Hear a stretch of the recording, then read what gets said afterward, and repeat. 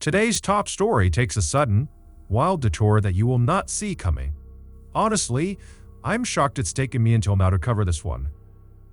But before we get into today's stories, if you're a fan of the strange, dark, and mysterious delivered in story format, then you've come to the right channel because that's all we do. And we upload 3, 4, even 5 times every week. So, if that's of interest to you, please point at the like button shirt and tell them they have something on it. When they look down, flick them in the nose. Also, please subscribe to this channel and turn on all notifications so you don't miss any of our weekly uploads. Alright, let's get into today's stories. While he was in college at Carnegie Mellon University, Aaron Ralston studied mechanical engineering, French, and piano. And then upon graduation, he moved to the Southwest and took a job as an engineer.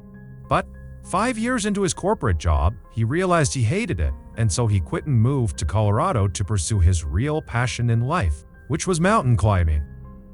On April 25, 2003, Ralston takes a trip to Utah, where he plans to explore the Canyonlands National Park. He slept in his truck that night, and the next morning at about 9:00 a.m., he gets up and it's this beautiful Saturday morning. He hops on his bike and he bikes 15 miles to Blue John Canyon. The canyon was an 11-mile gorge that, at certain places, was as narrow as 3 feet across. And so, Aaron locks up his bike and he begins walking through this canyon. About 6 hours later, at 2:45 p.m., Aaron is right at the section of the gorge that's getting really narrow.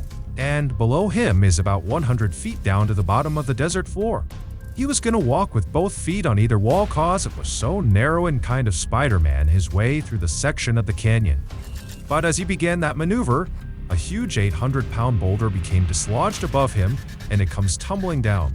And he barely gets out of the way, but it lands on his arm and it pins his arm against the wall. And he can't move, and he's suspended 100 feet off the ground, and he's 20 miles away from the nearest paved road. Immediately, he tries to pull his hand free and push the rock off, but it's not going anywhere. And that's when it dawns on him that he didn't tell anybody he was going to be in this gorge today. No one knows he's here, right? And he's so far away from anyone that can help him. And he doesn't have a cell phone, he doesn't have a radio. He's got no way to communicate with anyone who could potentially help him. Now, the position he was in was not him dangling by his arm 100 feet off the ground. He was able to position himself against the rocks where he wasn't dangling.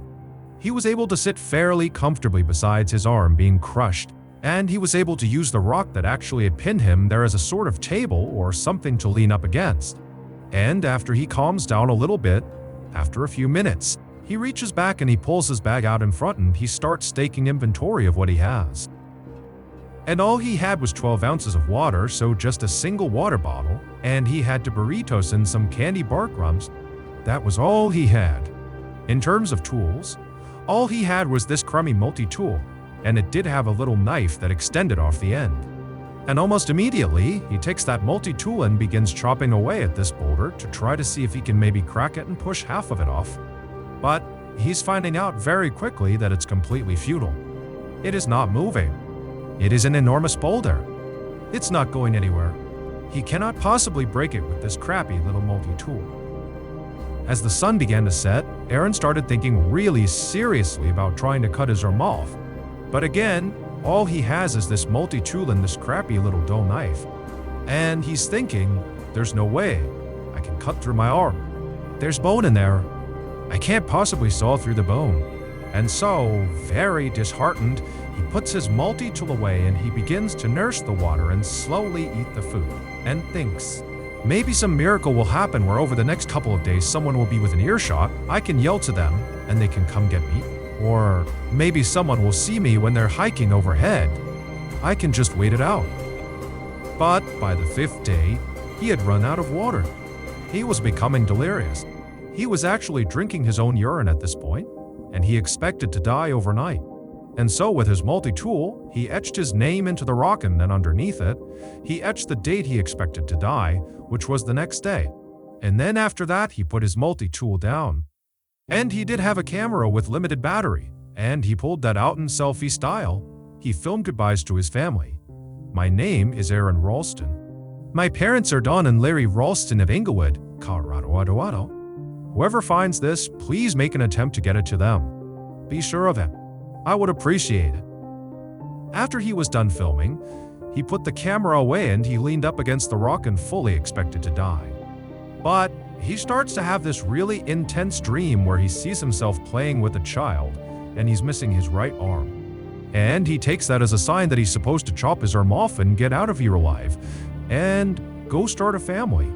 And so he wakes up from this dream and suddenly all he wants to do is survive. And he looks at his arm, which is already starting to decompose at this point, and he thinks to himself, "I know I can't cut through bone, but what if I'm able to break my arm clean through? I can take this blade and cut through the break in the bone." And so he began testing, using the edge of the rock as a fulcrum to see if he'd be able to break his arm using the torque of pushing it over the edge of the rock. And when he started to sense it was possible, he took a deep breath, and then he broke his arm. He takes his multi-tool and over the next hour, he would painstakingly saw through his entire arm. Once his arm was free, he couldn't believe it. He actually smiled when he saw his arm still pinned underneath the rock. Because of his sheer will to live at this point, and high on adrenaline, he climbed these 65 feet out of this canyon with his one arm.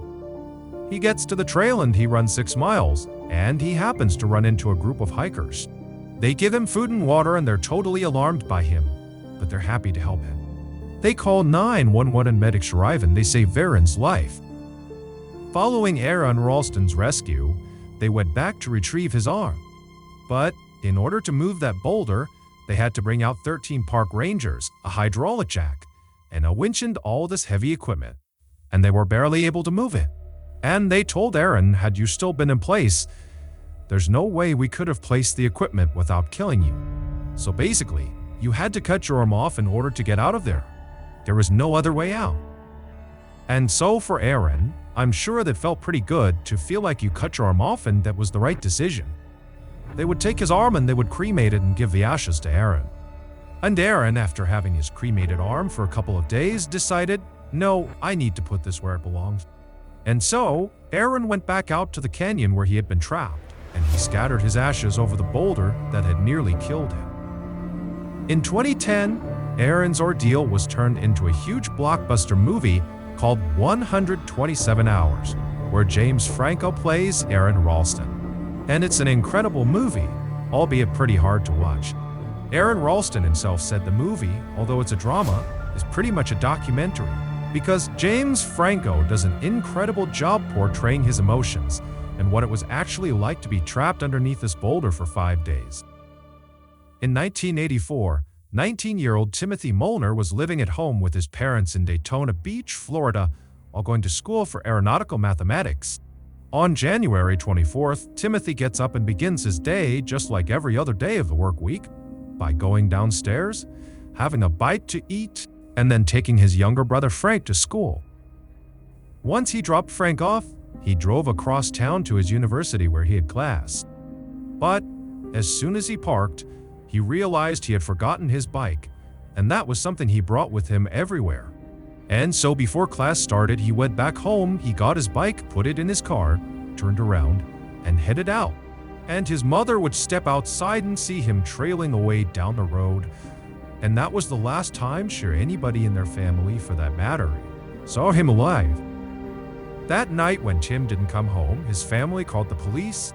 The police asked them, is there any reason he would want to run away? Is he in trouble? Is there anything going on? His family's like, no. He's a straight student, he's got lots of friends, he's super happy, he's well-adjusted, he's on a great career path. There's nothing in his life to indicate that he would want to run away or that he's in trouble. I know he doesn't drink or do drugs. There's really nothing. So the police begin their investigation, and they start by looking at the family's credit card bills, because they knew Tim had a credit card that was connected to the family account. And they found there had been a charge placed the same day he had gone missing at a gas station about 150 miles away. And so the police go out to this gas station and they find someone that had been there when Tim was there. And he was able to describe exactly what he looked like, what his car looked like. And the police ask him, Was Tim alone? And the witness says, yeah, he was alone. He was acting totally normal. I saw him go into the store and then I saw him come back out again. And that was it. I don't know where he went after the gas station. So for the next couple of days, nothing really happened. There were no leads to operate on, and Tim wasn't getting in touch with them. So they just waited. And on January 30th, so about a week after Tim has gone missing, Tim's family receives a letter from an auto impound company in Atlanta, Georgia. And the letter basically says there is a car that's sitting in our lot that is registered to your house. You need to come out here and get it. And so the family goes to Atlanta, Georgia, to inspect the car job. And they walk up to it and there's nothing suspicious about it. There's no scratches on it.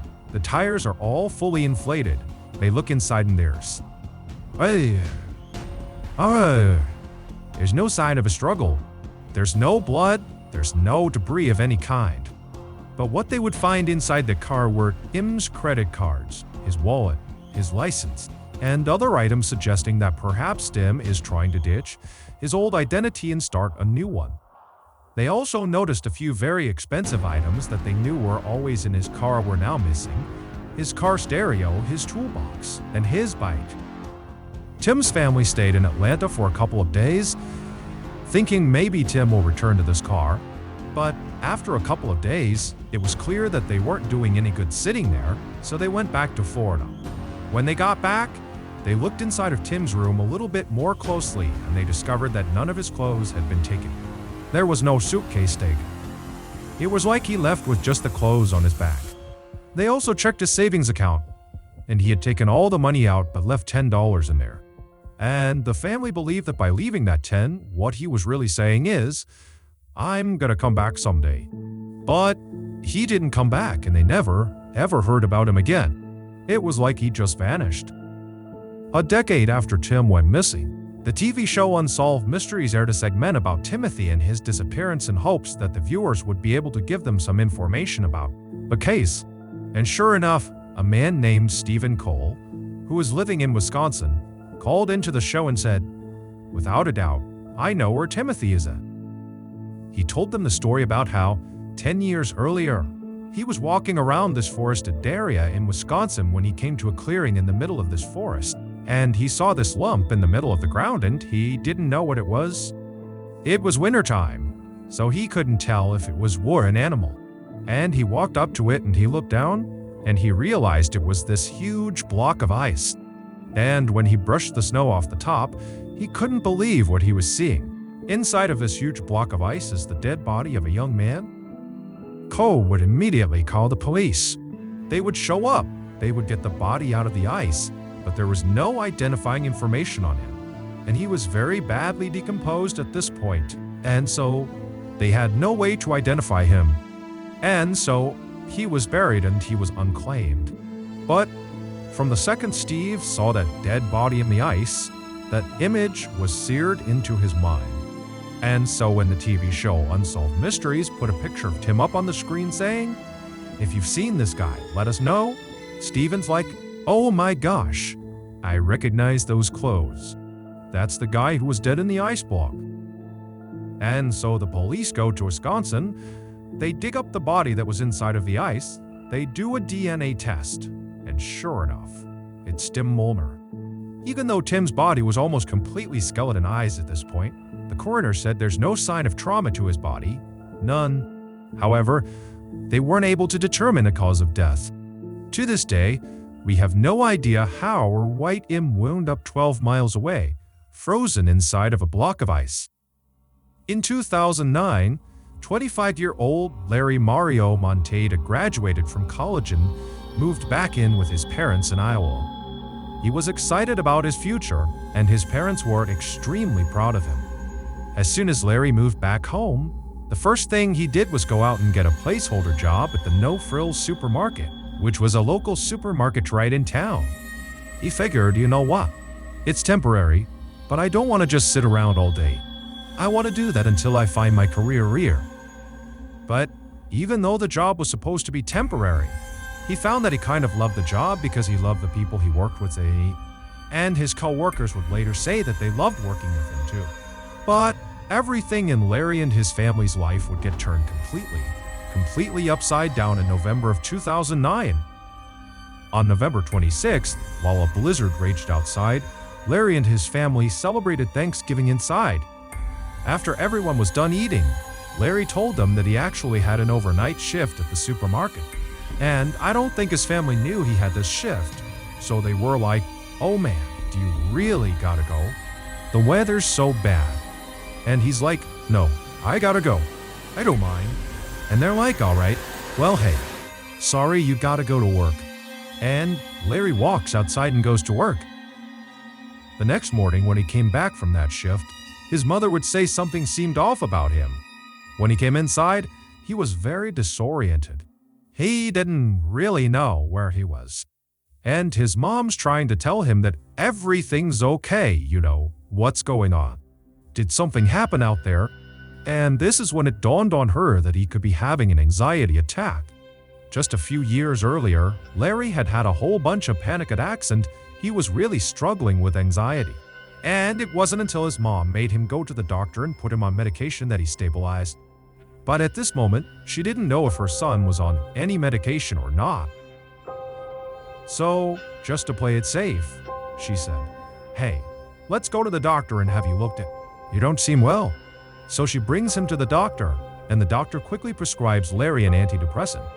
They go and fill the prescription, they go back home, and Larry takes one of these antidepressants. The medication didn't seem to be doing anything because, over the course of the day, Larry got progressively more and more stressed out and more confused seeming.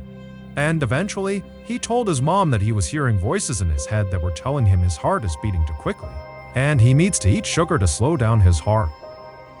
And his mom is looking at him thinking, "What do I do about this?"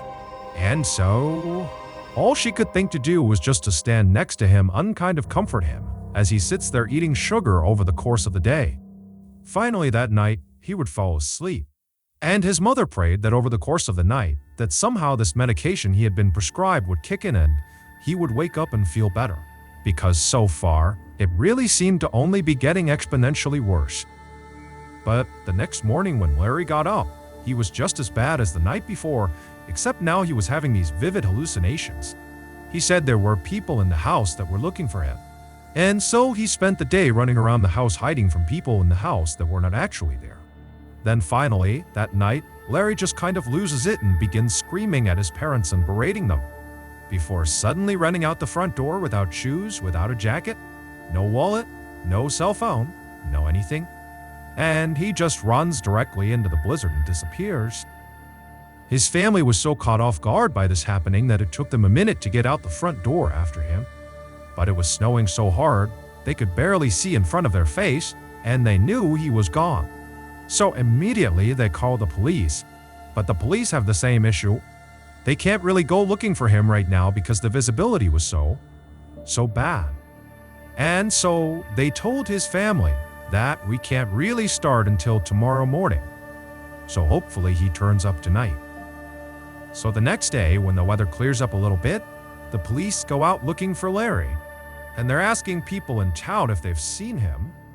And no one's seen Larry. And unfortunately, because it had snowed so much the night before, any of Larry's tracks leading out of Larry's house were now covered over and over. And so after a couple of days of this, when there's just no sign of this guy, the police say to the family, "Look, there's not much we can do. We're just gonna have to wait to see if he turns up." 10 years later, the no-frills supermarket where Larry used to work was out of business and it was about to get torn down. And some contractors were sent in to start ripping down the shelving and breaking down the inside of the building. And when they went into the back and began pulling away those huge freezers that keep your milk and your dairy products in, they start pulling those away from the wall. Larry's body comes tumbling out. It had been pinned in this tiny 18-inch wide space between the back of the freezer and the wall. It's believed on the night Larry ran out of his parents' house barefoot into a blizzard, he ran right up the road and went to the no-frills supermarket. Now, it was closed at the time, but he had access to the back door with the key code because he worked there. And so he went inside and he climbed on top of the freezers the section of the freezers that jut back into the space that no one in the store can see. And he climbed on top because on top of there, all the workers would kind of congregate up there. It was like a little clubhouse where the workers would avoid the managers for little pockets of the day. And so Larry probably climbed up there because it represented a really happy place for him. And when he got up there, he must have somehow tripped and fallen into the tiny 18-inch space between the freezer and the wall. Investigators believe there's no way he actually got hurt when he fell into this little space. He got wedged in there, but he wasn't harmed. The problem was, these huge fans that run constantly to keep the freezer cold were unbelievably loud and would have completely drowned out his cries for help. So, no one knows for sure how long this took, but eventually, he would die because no one heard him. Looking back at old Facebook posts around the time that Larry would have been dead behind the freezer, there was a whole bunch of people that were commenting on Facebook that they didn't want to shop at the no-frills supermarket anymore. Apparently, there was a really bad smell coming out of the back freezer. So, that's gonna do it, guys. If you found the secret in today's video in the comments section, tell us what it is and at what time we can find it. And the first person to do that will get pinned at the top of the comments section. If you enjoyed today's video and you haven't done this already, please point at the like button's chest and tell them they have something on their shirt. And then when they look down, flick them in the nose. Also, please subscribe to this channel and turn on all notifications so you don't miss any of our weekly uploads. If you want to get in touch with me, you can direct message me on Instagram or on Twitter. My username for both platforms is the same. It's just John Ballen for 116. I also have a ton of content over on TikTok, where my username is MrBallen. If you have a story suggestion, please submit it to our subreddit. It's just called MrBallen. It's linked in the description below. So whether I see you on Instagram, Twitter, TikTok, Reddit, YouTube, or some combination, just know that I really appreciate your support. And until next time, that's gonna do it. See ya. Stick around for the crazy, real-life plot twist at the end of today's top video. Before I get into today's stories, if you're a fan of the strange, dark, and mysterious delivered in story format, then you've come to the right channel because that's all we do. And we upload 3, or even 5 times every week. So, if that's of interest to you, please flirt with the like button and tell them they are exactly your type, and then give them a fake phone number. Also, please subscribe to this channel and turn on all notifications so you don't miss any of our weekly uploads. Alright, let's get into today's stories. In July of 2017, Jerome Kennedy was laying in bed next to his wife, and his 10-month-old daughter was sleeping in her crib in the corner of their bedroom. And as he's laying there, he starts to hear what sounds like scuffling sounds above his ceiling. Now above his ceiling was an attic. It was more like a crawl space because it was incredibly tight, and Jerome and his family didn't keep anything up there. They didn't spend any time up there, in fact. And so Jerome's laying here thinking, man, did an animal get up there? I mean, this is a pretty old apartment building. It's certainly possible that a squirrel or something could have crawled inside the attic and that's what's making the sound. But eventually that night, the sound stopped and Jerome went to sleep. The next day, Jerome went up into the crawl space and there was nothing up there. But it's a pretty big space and again, it's pretty difficult to maneuver around. So he thought, it is still possible that there could be an animal up here, but there wasn't any immediately obvious signs. And so he went back down and just hoped it would stop. A couple days go by and he hasn't heard anything in the attic. And then one night he wakes up to the sounds in the attic. And when he opens his eyes, there's a vent that sits at the top of the wall right in front of him that's actually over his daughter's crib. And he could have sworn he saw what looked like a flashlight coming from the attic. Immediately, he gets up and walks over and pulls the vent cover out, and he's looking into the attic. But it's not a good view. It's a curved vent, so at best, you're getting a little sliver of a view into the crawl space. And he didn't see any more light and he didn't hear anything else. And so once again, he kind of chalks it up, puts the vent cover back in place, gets back in bed, and falls asleep. The next morning, he tells his wife about the light he saw in the vent, and now they had already spoken about the strange sounds coming from the attic, and she knew that perhaps there was some animal up there, but the light definitely caught her off guard. Then she remembered that next door they were doing a whole bunch of renovations on the apartment, and perhaps the partition, there was a break in it and they could be doing some late night work. And light could have leaked through the break in their partition wall in the attic, and maybe that was causing the flash of light. So Jerome knocks on his neighbor's door and he says, "Hey, I saw a weird light in my attic, and I'm trying to see if there's a break in our partition wall that perhaps if you guys were working late last night, light could have poured through onto our side. Is that a possibility?" And his neighbor said, "We were not working late last night, and I've actually been up into our attic and I've checked that partition wall because we're doing renovations and I need to make sure this apartment is in good working order cause I'm looking to sell it. And that partition wall is solid, so I don't think there's a break in it." Jerome and his wife are totally stumped, and so they decide, let's just put a security camera up in the attic and let's see what's moving around up there. Let's see what's causing the light and the sounds.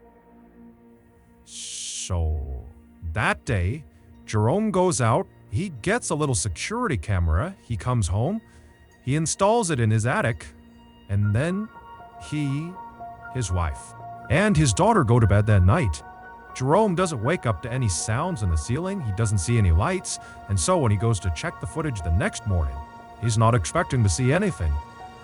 But he is shocked at what he discovers in the middle of the night after Jerome, his wife, and his young daughter have already fallen asleep.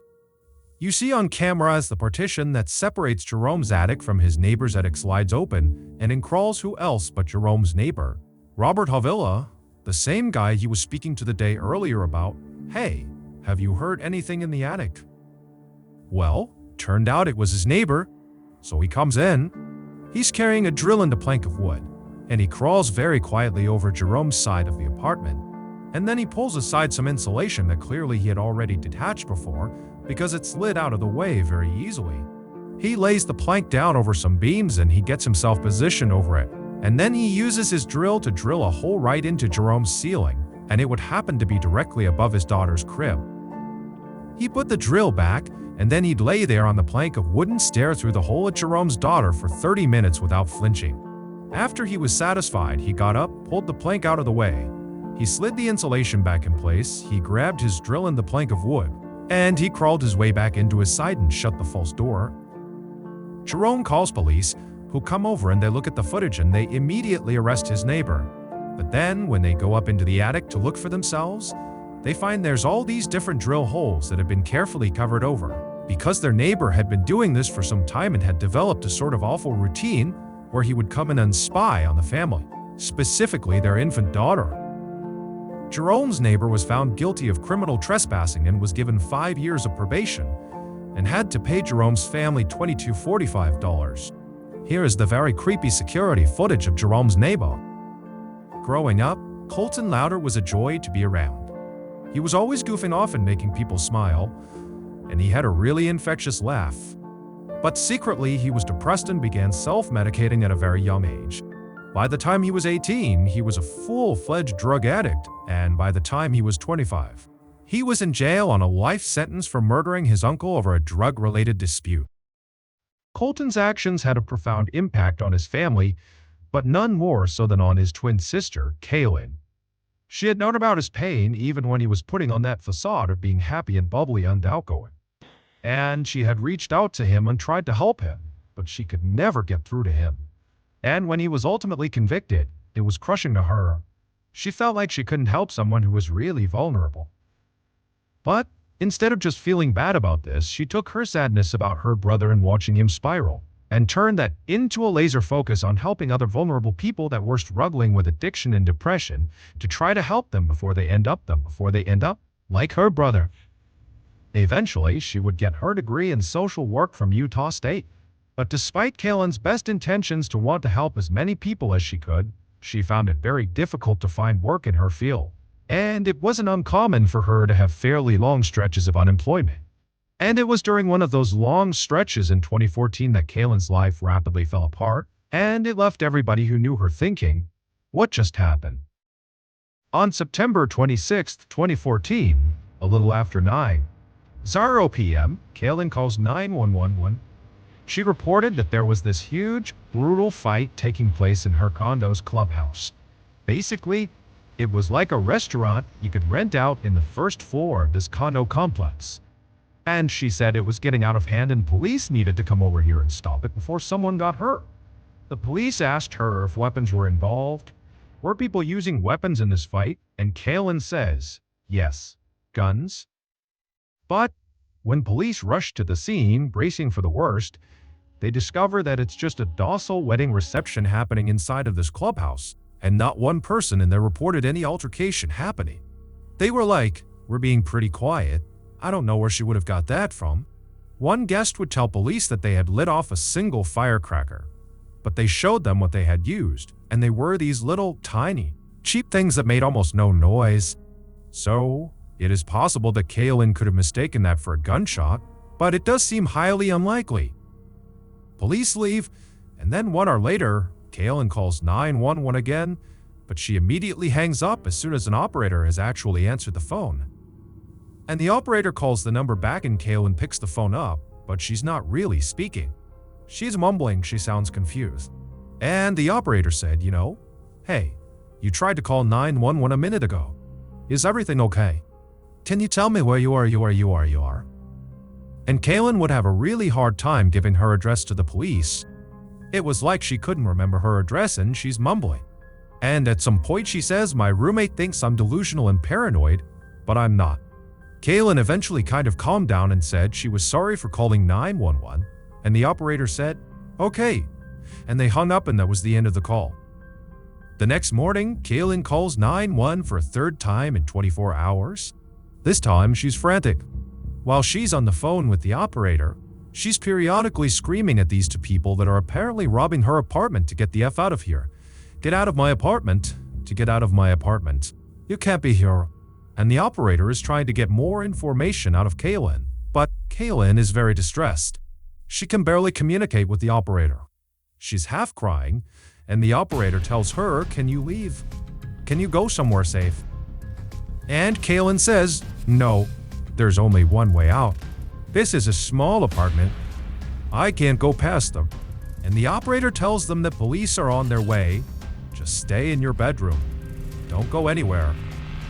And so while Kaylin is huddled in her bedroom and the dispatcher is still on the line listening, you hear Kaylin's roommate, Carol, walk into her bedroom and very calmly say, Kaylin, what's going on?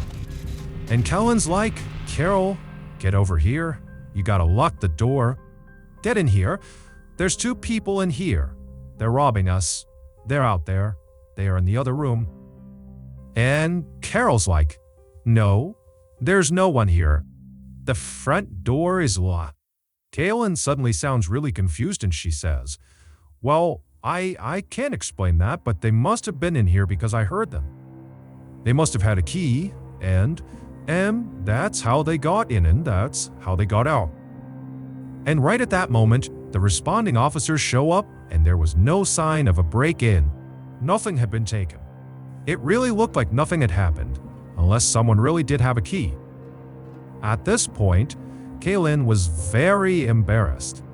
She apologized to the officers, she apologized to her roommate, and she ended up calling her mom and saying, I'm mortified. I can't believe I just called 911 3 different times and nothing came of any of these calls. Like, I feel so embarrassed about it. And her mom, being a good mom, told her, you know what, your mom, don't worry about it. No one got hurt in the process, so it's all good. And so Kaylin moves past it. And on the call with her mom, she starts talking about what she's gonna do that day. She says, well, I'm looking to update my resume and submit it to a couple different job openings. And I also want to clean up my apartment. And so they hang up the phone and everything seems normal again. But at about 5:45 p.m. that night, Kaylin, along with her beloved little dog named Phyllis, that apparently she took everywhere with her, were seen exiting the condo and walking out to the parking lot behind their building. Kaylin was barefoot, was only wearing a tank top and shorts, despite the fact that it was cold and draining. And as soon as she puts her dog down because she was holding her dog in her arm, Kaylin begins having this totally animated discussion, except there's no one there for her to be talking to. About 15 minutes later, she unheard Og turn around and walk back towards the condo complex, out of view of a camera. But residents would say they saw her crying and going up to a gate that lets you back into the condo, and she apparently couldn't open it. And as she's standing there struggling, she suddenly stops, puts her dog down, turns, and starts running away. And the camera footage we have of her is only when she's back in the parking lot, but she's running away still. And the dog is nowhere to be found, her beloved dog she's abandoned. She's got no phone, no wallet, and nobody knows where she's going. Later that night, when Kaylin's family could not get in touch with her because of all the weirdness around those 911 calls, her family just had a bad feeling about it, and so they filed an official missing person report that night. When police arrived at the condo complex, the first thing they did is they reviewed the security footage. And they already knew about her 3 911 calls that had happened within 24 hours, and all of them had been for unfounded reasons. And they see Kaylin on camera, barefoot in a tank top and shorts in the rain. And she's having this animated discussion with nobody before running around and running away. And so police go to Kaylin's family and they say, "Does your daughter have a drug problem? Is she mentally ill?" And her family tells the police, no, she's got no history of mental illness. She definitely does not have a drug addiction because of what happened to her brother. And they explain what happened with Colton and how that had a tremendous impact on her, and how that it actually sent her on a course to help people with mental illness or people who are fighting against addiction or depression. And they explained how she was just really well adjusted and everything seemed okay until these 911 calls started. And now this. So this huge search is launched between the police and volunteers. And actually the Louder family even hired some private investigators to help them look for Kaylin. But days turned into weeks and there were no leads. No one knew where she was, very vocal about it. She just vanished. Then on December 1st, 10 weeks after she went missing, city workers were inspecting drainage pipes down near the Jordan River, which was a river that went by her apartment, and they discovered behind some plants a body that was half submerged. And it would turn out to be Kaylin's. They pull her out of the water, and no cause of death could be accurately determined because of how long she had been in the water for. It looked like she'd been in there for probably all of the 10 weeks she had been missing. They were able to determine that there were no drugs in her system, and there was no water in her lungs, which meant she didn't drown. Her body was found 5 miles from where her apartment was. And so initial speculation was she must have gotten hurt and fallen into this river and drifted the 5 miles downstream to where she was found. But they looked at that section of the river between her apartment and where she was found, and the water was simply too shallow and windy, and it would not have been possible for a human body to travel that distance. Which means, almost immediately after she ran off screen on the security footage, she covered those 5 miles, wound up at that section of the Jordan River, died and then fell in the water, or fell in the water and then died, but not via drowning. The police officially ruled Kaylin's death an accident, but her family disagrees. They say if you look really closely at the security footage right before she runs away, it looks like she's terrified. More specifically, it looks like she's terrified of someone we can't see on camera when she's having that animated discussion where it looks like she's talking to no one. Further all, feeding the idea that she had kind of lost it. Well, there's this huge rock to the right in the video that kind of obscures our view, and behind that is this huge forest. And it is theoretically possible that someone could be back there that we can't see. But no matter what, her family believes that whatever she was doing in her final moments on camera is the key to understanding why she ran off and ultimately died. So, you be the judge. Was this a psychotic break, or is there something more? On June 20th, 2018, 15-year-old Lisandro Gomez Fellas, who went by Junior, was on summer break from school. He and his mother lived in a small apartment in the Bronx, which is in New York City. And this particular night, he was staying and playing video games while his mom was trying to sleep in the other room. Just after 10 p.m., Junior gets a text message from his friend Jason Vales, who lived about 2 blocks over. And Jason was asking Junior if he wanted to come over and listen to music with him. Junior was getting bored of his video games anyway, so he says, "Sure, I'll come meet you." Then at 5 p.m., an outside security camera picks Junior up leaving his house, walking the 2 blocks over to his friend Jason. Junior arrives a couple minutes later, and he and Jason spend the next hour and a half looking at their phones, listening to music, and just chatting with each other. At about 11:30, Junior says he wants to go, and so he says bye to Jason, and he starts walking back towards his apartment. But instead of going to his apartment, he walks past it towards an area known as Adam's Place. Adam's Place was notorious for gang activity, and it was just not a safe place to be unless you were in a gang or it was broad daylight. And since it wasn't broad daylight and Junior was not in a gang, this is a pretty risky move for him. But Junior had a very close friend that lived right near Adam's Place, and this friend of his was not in a gang either, and Junior wanted to hang out with him. And so, as he's walking over to Adam's Place, he texts his friend and says, "Hey, I'm gonna be there in a minute." And his friend writes back, "Don't come here. It's not safe. There's some people outside that are a little bit sketchy. There's some cars in the area that we don't recognize. Like, stay away from Adam's Place." And so Junior gets this text message and he's not about to risk it. So he turns around and starts walking back towards his apartment. But at the same time Junior's getting this text message, the security camera picks up for cars full of gang members going past Adam's Place and turning onto the road that Junior's on, and they start driving up towards him. And as they dart past Junior, they start yelling out at him and taunting him and making fun of him. And Junior, who's scared, just starts running. And right away, the cars start chasing him, and they immediately cut around another side street and they cut him off. And so he's kind of funneled into this bodega that's on the corner right in front of his apartment. He's literally a stone's throw away from the front door of his apartment, but he can't get to it. So he goes in the bodega and he yells for the store manager to let him over the counter to hide on the other side of the counter. And this store manager, who's used to gang violence in this area, is not quick to want to help this guy jump over. He's worried he's gonna get robbed. But as he's kind of holding him back from getting on the other side of the counter, the gang members saw Junior go into this bodega. And one comes flying into the bodega, sees Junior, and immediately turns around, runs outside and, on security camera, alerts the other gang members that Junior is in here and there's no way for him to get out. There's only one entrance into the bodega. And you see all the cars converge on this bodega, and you see all these gang members get out with machetes and knives. And they make their way into the bodega where now Junior is behind the counter. And you can tell he's terrified because he does not know what's going on. He doesn't know why he's being attacked. And you see the gang go right up to the counter, and they're screaming at the shop owner to give them Junior. And the shop owner is actually doing a pretty good job of saying, "Get out," of saying, like, "I don't want you in here. Leave him alone. Just get out." But at some point, one of the more aggressive gang members just reaches across and grabs Junior and starts pulling him.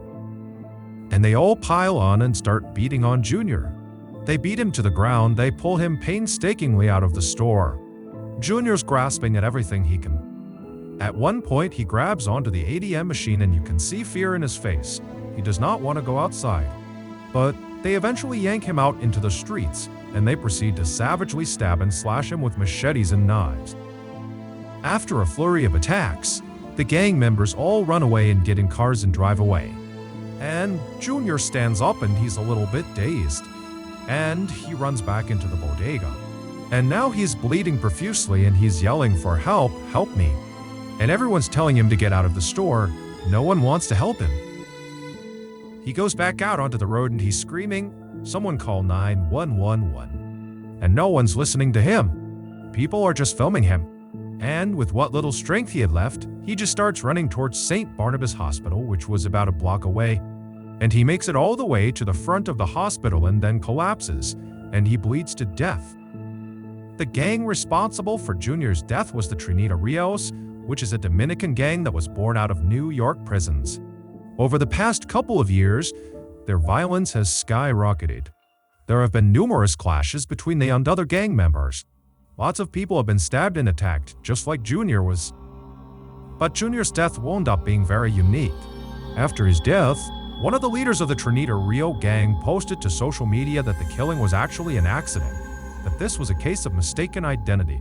Apparently, someone had been disrespectful to a gang member's niece, and that night those for cars were out there looking for him. And apparently they expected to find him near Adam's place, and he looked enough like Junior that they decided that's the guy. And Junior was just in the wrong place at the wrong time. The gang would apologize to Junior's family on social media and said they kicked the killers out of the gang.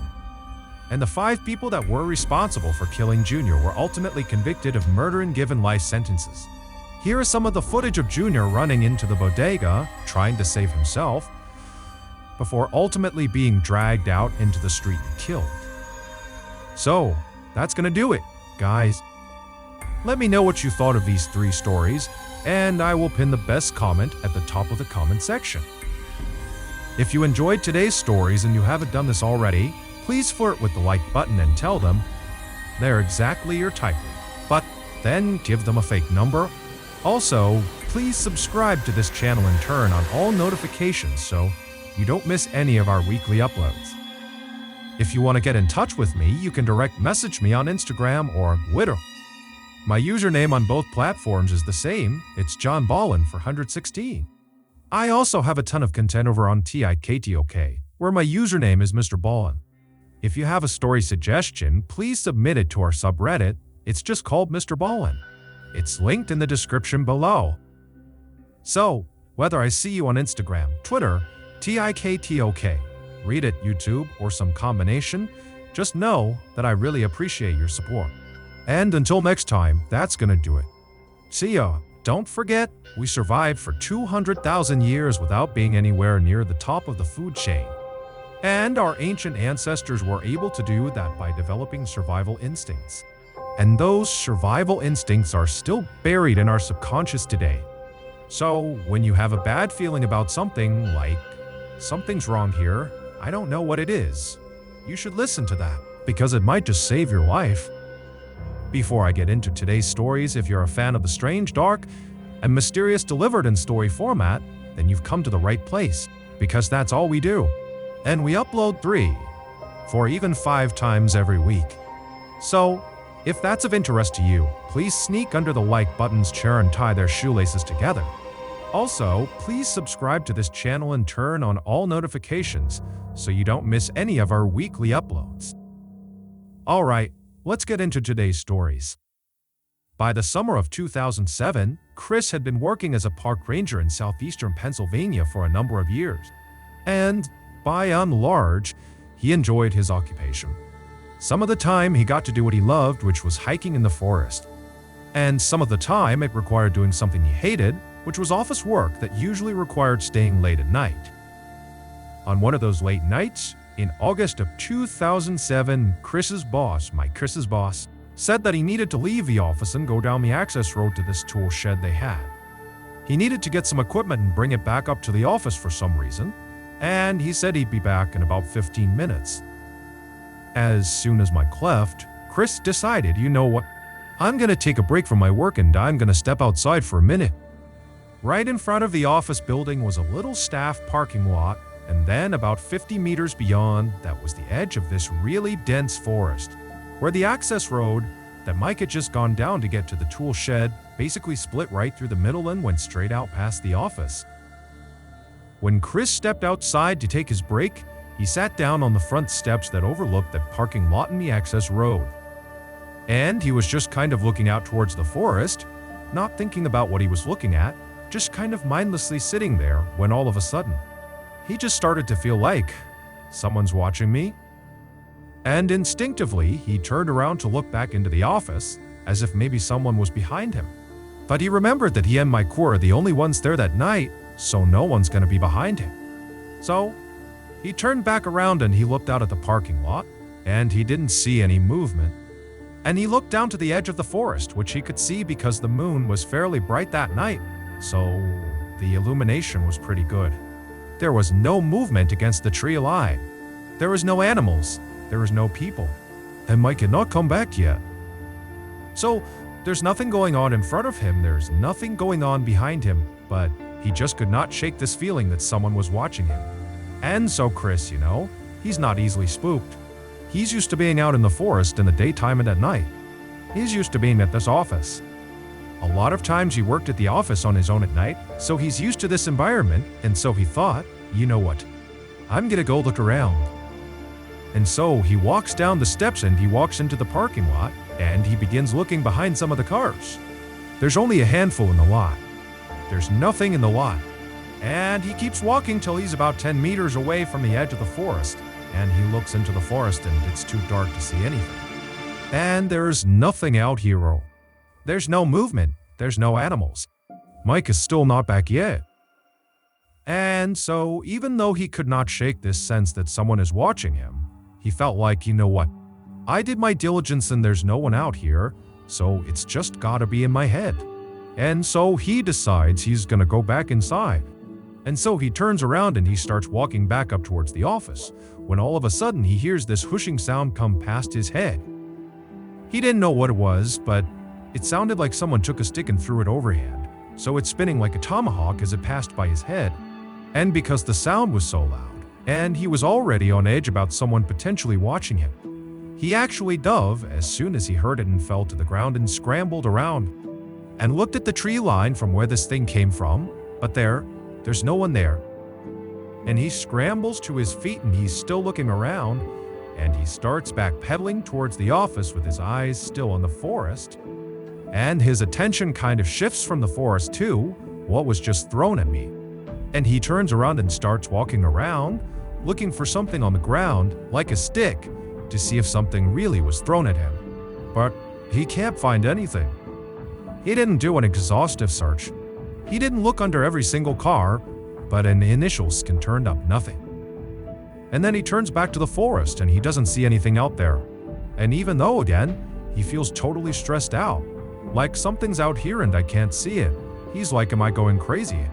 Did that really happen? 'Cause I can't find this big stick that apparently flew past my head. So, is this all happening in my head? But regardless, he's totally freaked out, and he sprints back inside the office and locks every door. 20 minutes later, Mike comes blazing up the access road. He stops in front of the office and runs up the stairs. Chris goes over, unlocks the door, and he lets him in. And Chris is about to tell him about this crazy stick-throwing incident, but he can tell Mike is really upset about something, probably more upset about whatever happened to him than Chris is about the stick-throwing thing. And so Chris tables his story. He locks the doors behind Mike and he turns to him and he says, "What's going on? What's wrong with you?" At first, Mike doesn't say anything. He just paces back and forth inside the office. And then finally, Chris calms him down and he gets him to explain what happened. Mike tells him that he was down at the tool shed, which is about a half-mile down the access road and about 20 meters off the road into the forest. And he's at the shed, it's open, and he's pulling out the different pieces of equipment he's gonna bring back to the office. And he says all of a sudden, all the hairs on his body stand up. He's got goosebumps, and immediately he thinks, someone's watching me. And he turns around and there's no one there. He looks to his right and his left. He kind of pokes his head in the shed. Like, is someone hiding in the shed? There's no one in there. He walks to the back of the shed. There's no one behind the shed. And he's just totally stumped why he's feeling this way. He goes back to the front of the shed and he's going over in his mind what made him feel this way. And he can't put his finger on it. But he cannot shake this feeling of someone watching him. And it's making him totally anxious. So, he gets all the things he needs from the shed as quick as he can. He locks it up, he turns, and he starts speed walking back out to his truck. When he gets about 5 meters away, he hears footsteps running right to left behind him, back where the shed is. And because he was already completely on edge about someone watching him in the woods somewhere, he doesn't even turn around to see what that is. He knows he needs to run to his car and get inside, and put steel between him and whatever is out there. Once he's inside, he locks the door, he turns on the ignition, and looks one last time in the direction of where he came from. And to his horror, there is a man walking into the woods right next to the shed, turning the corner behind and disappearing into the woods. His instincts were spot on. He was being watched, and that's when Mike hit the gas and sped back to the office.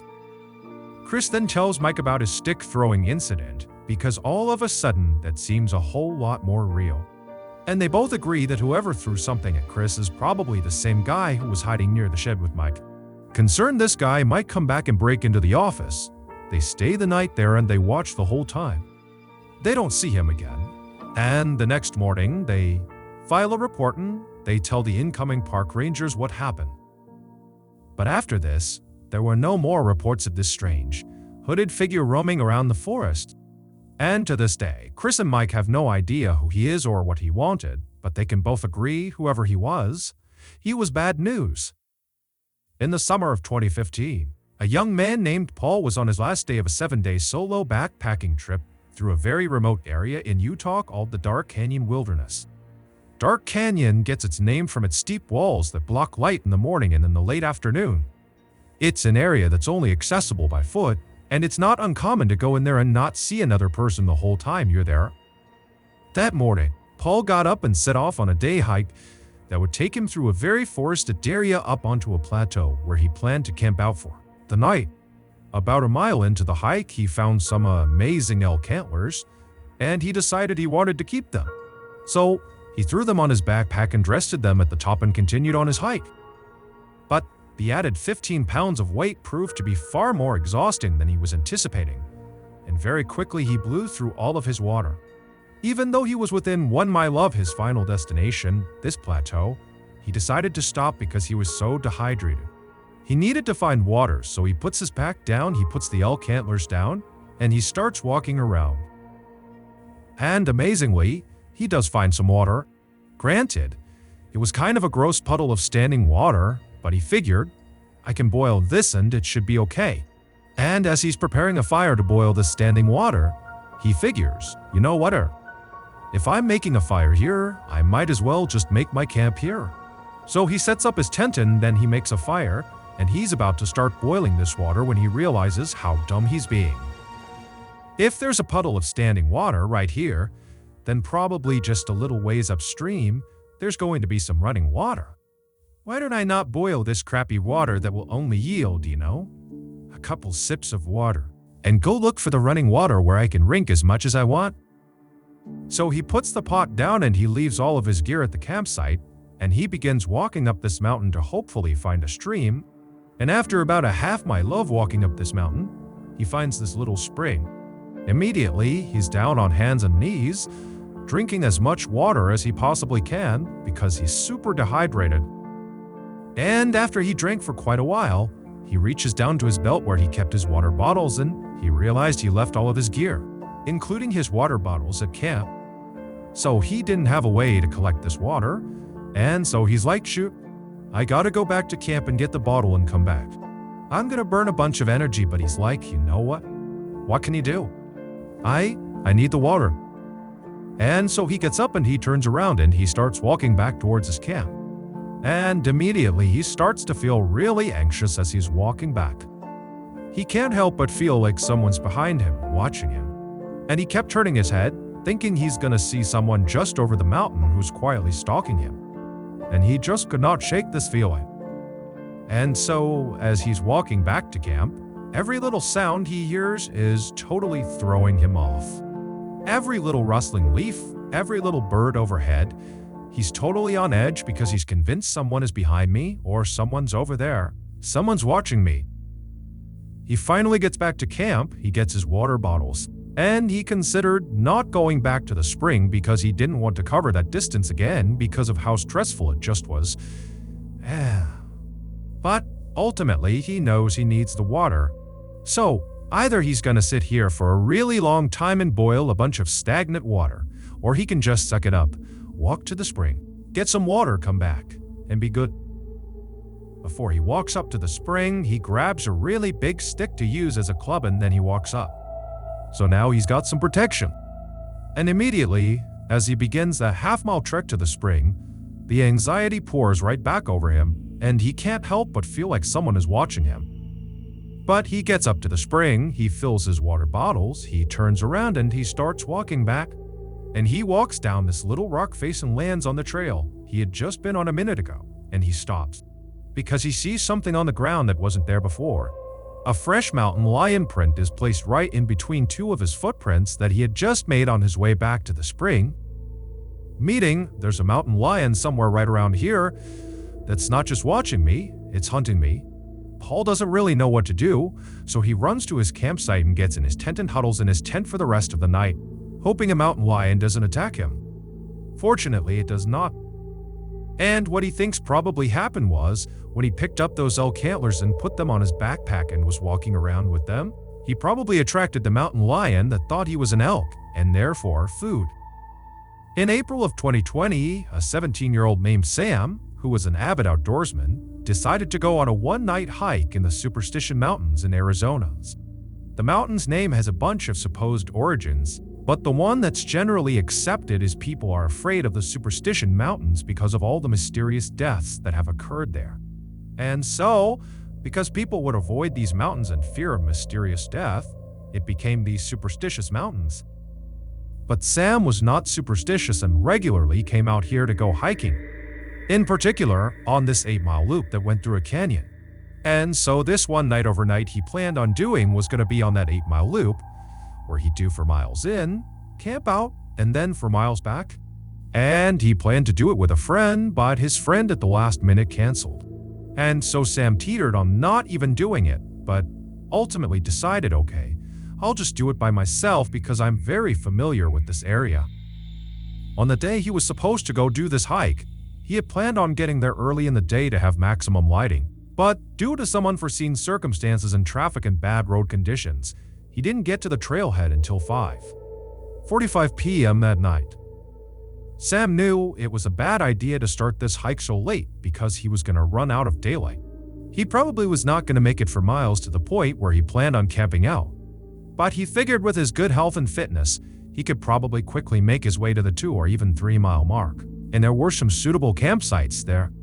And so he decided he would kind of risk it and just try to go as fast as he could and use the daylight he had to reach a suitable campsite. But he wasn't able to move as fast as he thought he could, and soon the sun was down and it's totally dark. And he's got his flashlight, but that only is able to shine like 10 feet in front of him. And then at one point, he nearly falls off of this rock, and he knows had he fallen, he would have gotten really badly hurt. And he's 15 miles away from the nearest help, and he's in a bad cell phone service area, and the roads getting out here are treacherous. No one knows exactly where he is. And it dawns on him that you've made a pretty bad choice, and you should stop right now and make camp here, and not try to risk it any further.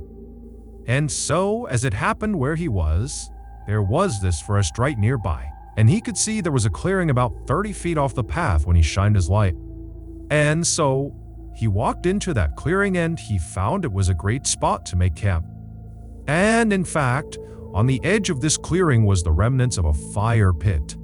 It was very old, but it at least showed someone had camped out right here and they seemed to have made it just fine.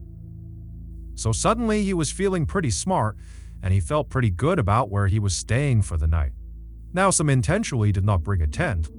He liked to sleep on a sleeping pad with a sleeping bag over that, and then he would string up a tarp over the top of him in case it rained. And since this clearing was surrounded by a bunch of pine trees, he was able to string up his tarp over the top, and it was perfect. And pretty soon he had a fire going, and then he cracked open a can of beans and he began eating his dinner. And as he was eating, he started to get a sense that something was off. Something was not right. He began scanning the tree line as if he was going to find something out of the ordinary. But his visibility was incredibly limited because he was sitting right up against a fire. And if you've ever sat next to a fire in a dark forest, your visibility is like 5 feet in a circle around the fire. You really cannot see beyond that. And his vision was also limited by all the pine trees that encircled his clearing, so he really could only see what was immediately around him, nothing else. And he starts thinking, that's gotta be it. Maybe I'm just nervous because I have no visibility. But as he's rationalizing this kind of bad gut feeling, a rock the size of a marble comes soaring into the campsite and lands at his feet. And he looks down at the rock, and immediately he connects that to that sense of dread he had. He's looking around a little more aggressively now, but again, his vision is very, very limited. And so for the next 15 minutes, Sam is really aggressively scanning the tree line and listening really intently. And he doesn't hear anything. He doesn't see any more rocks get thrown. And so he begins to rationalize and convince himself that there's nothing wrong here. That feeling I have, oh, don't worry about that. He starts telling himself, I must have kicked a rock. That's what it is. Or maybe a rock fell off a tree. But either way, it's something totally explainable and you got nothing to worry about. And after a little while, he convinced himself and he got into his sleeping bag under his tarp and he went to sleep in. A couple of hours later, Sam wakes up and he has that same sense of dread, and now it's back with a vengeance. And he can't hear anything, he can't see anything, but he's definitely feeling like something is wrong. And at that moment, as he's listening really intently and looking really carefully, he hears the sound of rustling leaves. It sounds like someone walking through leaves about 30 or 40 meters away from his campsite. Initially, he can't tell if this person or animal is walking towards his campsite or away, but over the next 30 seconds or so, the sound starts to fade and he convinces himself that, okay, they've left and everything's fine. But just in case, he wanted to grab his flashlight and shine it in that direction. And so he reaches next to him where he had left it when he had gone to bed a couple hours earlier, and he can't find his flashlight. He's looking around for it and he can't find it, and he's like, man, that's weird. I had it right here, right next to my body, and it's not here anymore. And that's when the alarm bells start going off in his head, because the only way this flashlight moves is if he moved it. And if it's not here, how did it move? And so he jumps out of his sleeping bag, he ducks out from under the tarp, and he's looking around on the ground in the immediate vicinity of where he was sleeping to find this flashlight. And as he's looking out of the corner of his eye, he sees some light. He turns his head and in the same direction that he had heard those footsteps, those rustling leaves, when he was still laying down. He sees his flashlight laying on the ground about 10 meters away. Which means someone or something had been less than a foot away from him to get this flashlight that was right next to him while he was fast asleep and totally helpless, and had moved it all the way over there. And immediately Sam thinks to himself, that's a trap. They are trying to lure me away from my campsite. Suddenly he felt so scared he wanted to vomit, but he knew in order to survive this situation, he needed to keep his wits about him. So he puts his boots on and he grabs his knife, and he knows he's not leaving this campsite. In fact, he's going to build the biggest fire he can. He's going to stoke that fire as big as he can get it, and he's not going to go anywhere near that flashlight. For the next several hours, Sam just stood in the middle of his campsite holding his knife, preparing to confront whatever the heck is out in the woods. And over those several hours, he would hear footsteps approach his campsite, turn around, and leave. Every time the fire got lower, he noticed they would come closer and closer and closer and closer and closer and closer and closer. And when he would stoke the fire, they wouldn't come as close. But at about 3, out of firewood, so unless he went into the woods to get more, he'd be out. And he's certainly not going into the woods. That's the whole point, is to avoid the woods where this thing is. And so, as the fire died down, Sam prepared himself mentally for whatever happened next, because he knew that with that fire gone, this thing was comfortable coming all the way in, coming all the way up right next to him to get the flashlight. And so finally he hears the footsteps approaching, and before this, the closest they had come was maybe about 15 meters away. They were far enough away, it didn't feel intimate. It was terrifying, but he had some distance. This time, they walk right up to about 3 meters away, but they intentionally come behind the thickest group of trees so he can't see them. And it's still dark outside, and he's in that bubble of light near the fire, so he's blind to whatever's on the other side of those trees. But he knows they're there and they've stopped. And for 2 hours, this poor kid is standing in the middle of this campsite, facing in the direction of whatever is behind the trees. Probably his imagination is going crazy at this point with what could be behind those trees, just waiting for whatever happened next. But ultimately, the only thing that would happen is the sun would eventually come up. And right before it actually popped over the horizon, this thing on the other side finally moved. It turned around and ran away, and it did not come back. And so when the sun finally did come up, Sam didn't just charge out of there, cause he's still thinking there could be a trap. He waited until it was totally full sunlight, and then he packed up everything he had and he practically sprinted back to the parking lot, back into his car. And he drove nonstop for 20 miles until he got to a gas station where he could park and collect himself. And when he got there, he got out of his car and he went in and he got a drink. And when he came out, he noticed someone had written something on the dust on the back window of his car. And he walks over and it just says, "Sleep well." Sam is confident whoever was stalking him at his campsite is the same person or group of people that wrote this message on his car.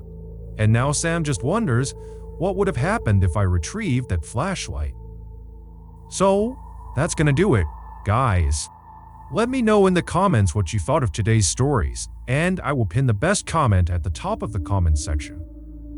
If you enjoyed today's stories and you haven't done this already, please sneak under the like button's desk and tie their shoelaces together. Also, please subscribe to our channel and turn on all notifications so you don't miss any of our weekly uploads. If you want to get in touch with me, you can direct message me on Instagram or on Twitter. My username for both platforms is the same, it's just JohnBallen for 116. I also have a ton of content over on TikTok, where my username is MrBallen. If you have a story suggestion, please submit it to our subreddit, just called MrBallen. It's linked in the description below. So, whether I see you on Twitter, Instagram, TikTok, Reddit, YouTube, or some combination, just know that I really appreciate your support. And until next time, that's gonna do it. See ya.